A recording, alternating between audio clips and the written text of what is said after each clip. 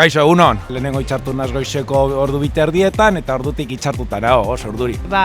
Oso pozik nago. Kaixo, ni Unai naiz eta Bidebieta pilota eskolatik nator korrika egitera. Egunon. Oso urduri, oso pozik sentitzen naiz, oso hunkigarria da korrika egin alizatea eta lekukoa eramatea kasu honetan. Egunon. Egunon. Ni izena Jon da. Eta nire Aretz. Eta bagato Sofia eta Ramona eskolatik. Pizka bat urduri, pizka bat dokartuta, zorentxe bertan esnatu gara, baina gogotsu. Kaixo, Demetrio naiz eta korrika egingo dute Danelekin, gure kilometroa. Oso pozik eta oso harro. Urduri.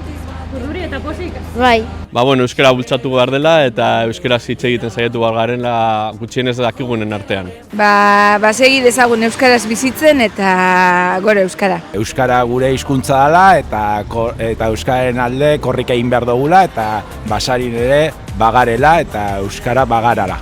Euskara gara, guk ere, basaurin ere, gora korrika. Haupa korrika. Gora San Miguel Euskalduna! Gora.